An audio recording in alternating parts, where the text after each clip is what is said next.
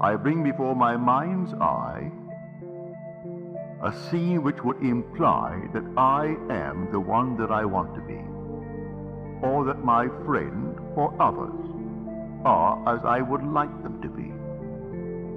I try to confine it within the framework of the golden rule, that is, doing unto others what I would love them to do unto me, and not to go outside of that rule.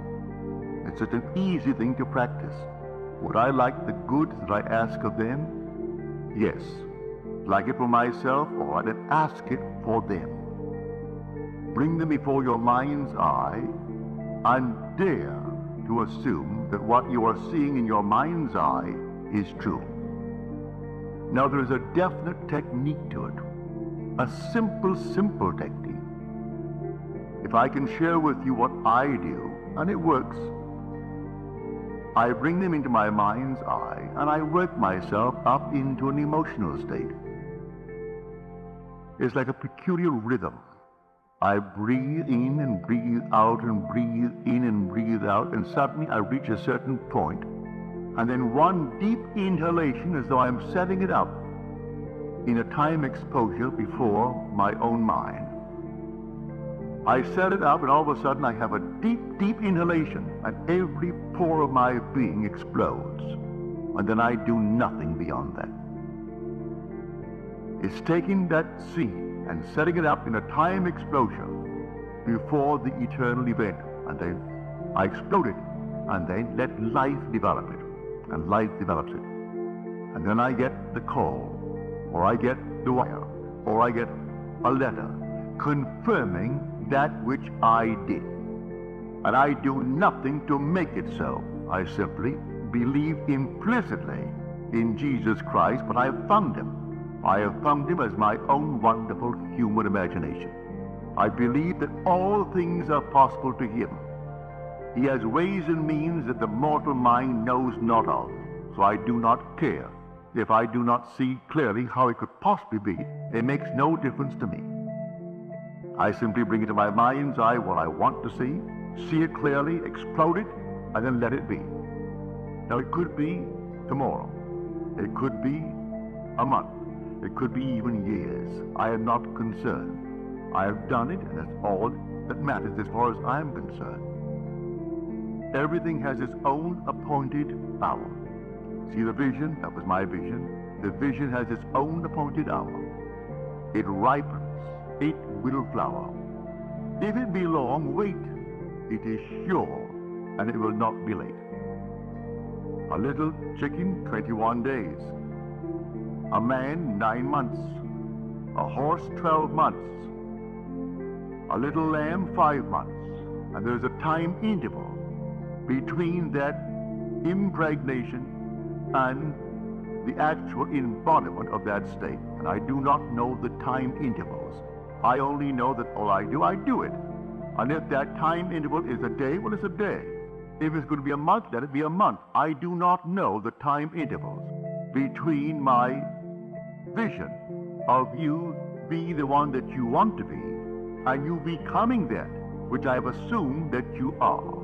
I do not know the time interval. But there are time intervals between the impregnation and the birth of that impregnation. But I tell you, it works. So I do not need to ask anyone or turn to anyone. Not that I am not saying to you, turn to me. If you have confidence that I can use a law that you are not yet aware of, or feel that you cannot quite master it, I invite you to turn to me. Cost you nothing. I charge not one nickel for it. To me, it's a simple technique, a simple process. And I look upon it just as this. If this hand is itching now, and the back of the hand is itching, this hand is easier for me to use to scratch it and relieve the itch than to take this and try to reach it with my fingers. I can get back and reach it, but I can get it with this. It's the same body. So I call upon myself. If you cannot yourself, I would say, alleviate the itch. The itch may be for money. The itch may be for recognition. The itch may be for something. Well, then ask the one in whom you have confidence. If you have confidence in the speaker, all right, ask me. I tell you, I don't charge. I do not charge 1 penny, neither do I accept any money. I don't. You simply, if you feel like it, you ask me. And I will, to the best of my ability, simply feel within myself that things are as you desire them to be, providing it comes within the code of what I call my ethical code, that it is not at the expense of another aspect of my being. Don't ask me to hurt anyone in this world, because I could not. I would not ask anyone to be hurt. But if you want recognition in this world, you want money in this world, you want comfort in this world, I see nothing wrong in that, because these things I would want for myself. So I put them within the frame of the golden rule and ask for them. It's a simple, simple technique. So let us discuss how things are brought into being. For how are they brought into being? By your own wonderful imaginal acts. That's how they're brought into being. Because your imagination is God. Your imagining, that is God in action. Do you know what you would love for yourself and for your loved ones in this world? Assume that you have it. And that assumption, though at the moment, is denied by your senses, denied by reason, if you persist in it because you believe in Him, it will harden into fact. And no power in the world can stop it. It can't stop it. But I can tell you the interval of time between your assumption and its hardening into fact. But I promise you from experience, it will harden into fact. But do it in love. I tell you, whenever you are in doubt, do the loving thing, and you've done the right thing. If ever in doubt, ask a very simple question. Would I like it done to me? If you can answer in the affirmative, then do it. And you cannot go wrong if you use that as your guide. Now, before we go into the silence, let me once more try to explain this simple technique. You will have to practice it and use your own rhythm. You don't have to be in church to do it. You can be sitting here tonight. You can be at home listening to nice music. You can be simply relaxing with a drink. It doesn't matter what you're doing and where you are, but we want to do it.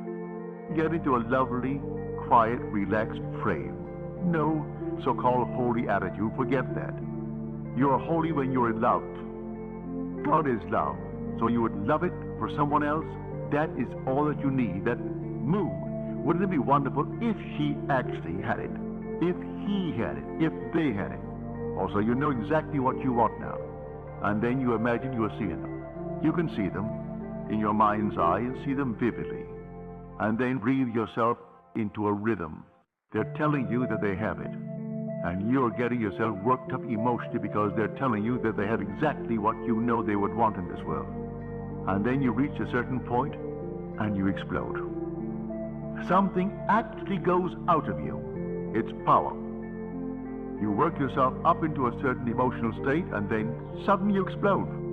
And you feel everything go out. And you cannot repeat it. There's no desire to repeat it. It was an actual psychic, sexual act. But there's no physical act. There is no evidence of any physical act. But it's the same thrill that you would were it a physical act. Work yourself right up into that state and then let it go. And do not raise one finger to make it so, any more than you would after impregnation. What could you do after pregnancy is taking place? Nothing. Leave it alone and let it take place in its own good time.